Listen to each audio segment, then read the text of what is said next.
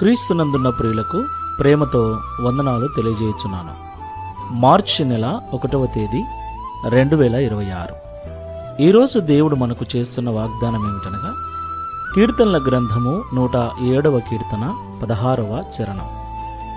ఏలయనగా ఆయన ఇత్తడి తలుపులను పగలగొట్టియున్నాడు, ఇనుప గడియలను విరగగొట్టియున్నాడు. ఆమేన్. నా ప్రియమైన సహోదరి సహోదరులారా, మనం ఆరాధిస్తున్న దేవుడు సర్వశక్తిమంతుడు, సర్వాధికారి అయి ఉన్నవాడు. దేవునికి మహిమ కలుగునుగాక.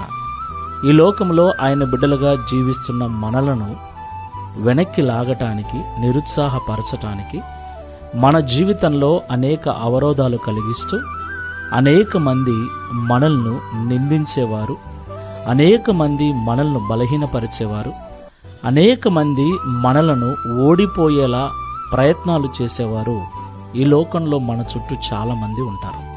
మనము చేసేటువంటి పనిలో కూడా ఆటంకాలు, ఉద్యోగం చేసే చోట, వ్యాపారం చేసే చోట, పని చేసే చోట కూడా మన మీద విరోధ భావం కలిగిన వారిని అనేకులను అపవాది తయారు చేస్తూ ఉన్నాడు.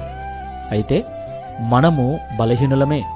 మనము వారితో పోరాడి గెలవలేము, కానీ మన పక్షమందు యుద్ధము చేయు యెహోవా పరాక్రమవంతుడై ఉన్నాడు.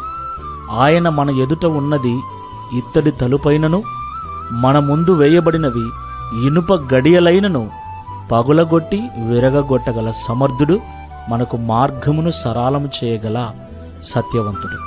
దేవునికి మహిమ కలుగునుగాక.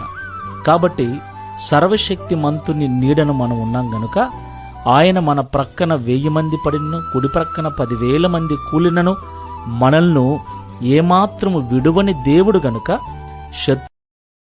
Download ShareChat.